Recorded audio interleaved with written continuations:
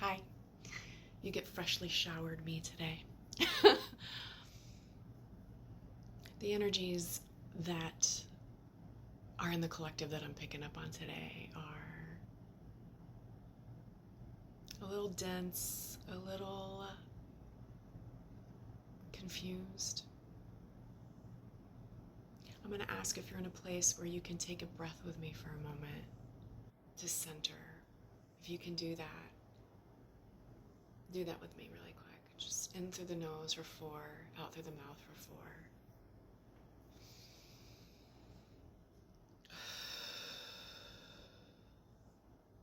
And just sit for a second and let everything settle. Does that feel better? If you're not at a place where you could do that, it's fine. When you get in a place, breathing, breath work is the fastest way to come back to self. It's the fastest way to get out of your head and into your heart enough to where you can think a little clearer, feel a little more, and combine those two and make a rational decision for yourself. Because when you're just in your brain, there's chaos there, right? And that's kind of what I'm feeling. I'm feeling, this eclipse portal that we just passed through Equinox yesterday, they were unprecedented energies designed to bring up the dregs of your shadows, to look at, to purge, to clear, cleanse, alchemize, integrate, or banish, to be on your highest path. And now we're kind of setting in the collective and in a space of settling. Those energies are settling and shifting and trying to figure out where they go, like puzzle pieces, right? I know I talk about puzzle pieces a lot in my videos, but they're trying to put themselves together where they belong, and we're in between worlds, we're in between right now, and it's uncomfortable, that space. But you're exactly where you're supposed to be if you're feeling all of this, or even parts of it. You're exactly where you're supposed to be. God, spirit, goddess, however your higher power, say it, is working behind the scenes. As long as you're taking your steps to honor your goals in your heart, you're co-creating with the universe. It's really beautiful, but it takes time, and it takes, divine timing isn't our timing. It's frustrating sometimes. I go through that. It's maddening. And should we choose it, right? To be maddening. And I have to catch myself and say, I'm exactly where I need to be. Stop thinking about it so chaotically, because you're suffering. And I go about my business, and I do my stuff, and my rituals, my spiritual stuff, my everyday stuff. It's a balance. It's a balance, and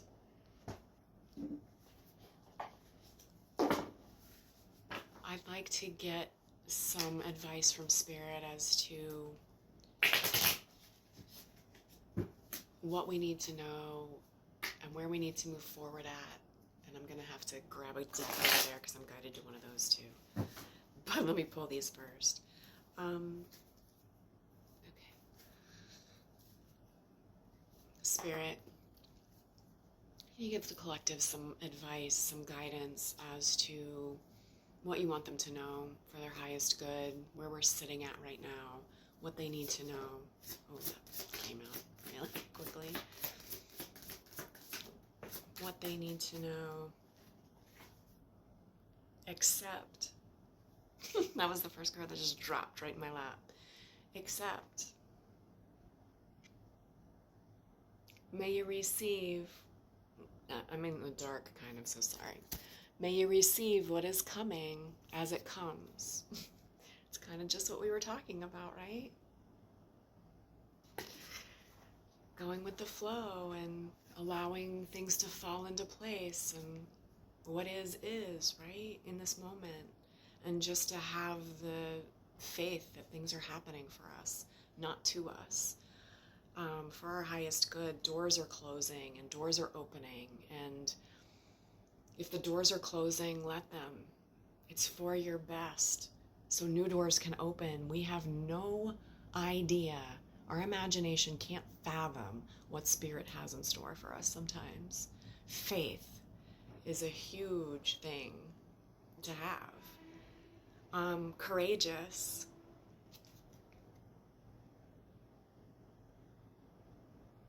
May each breaking wave build your courage.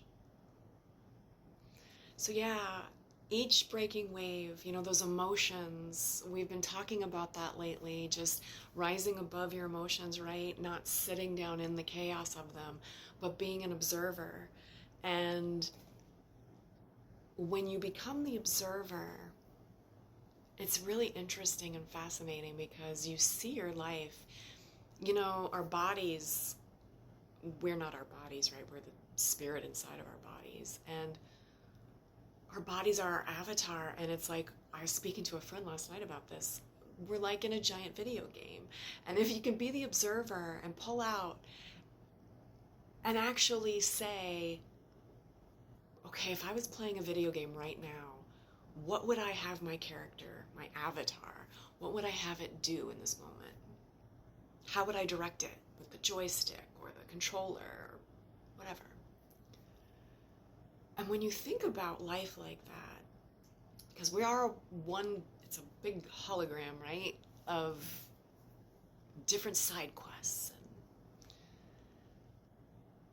And where would you guide your character to live best, to not die, to experience joy and pleasure and happiness? And if you're playing a more violent game, well, I suggest you switch games. You're in the wrong game. No, I'm kidding. There's no wrong or right, or you're on your path, but violence isn't where it's at. We'll just say that. Whoever that's for, that was a weird segue. I typically don't tell people what to do, so that was strange. And I got really uncomfortable. So, I don't know who that was for. Interesting. Feel free to message me or comment if that was for you. Find the joy in your game. Find your food, find your homestead, find your crown, your pretty dress, your armor, whatever makes your character happy. Find it. Do that. Guide your character there, your avatar. Because life's too short on this planet, and we're made to connect. So find the people that bring you joy. A lot of us are struggling right now. And you're not alone in that. In the collective, I feel you're brilliant. Your mind is beautiful. Tap into source. Tap into this. And use what's in here. Tap into your solar plexus, your sacral, and get creative. Because you have ideas. And when you hold them in, you're not living. You're existing. Get creative, whatever that looks like to you. Write, sing, dance, garden, grow, heal, help others.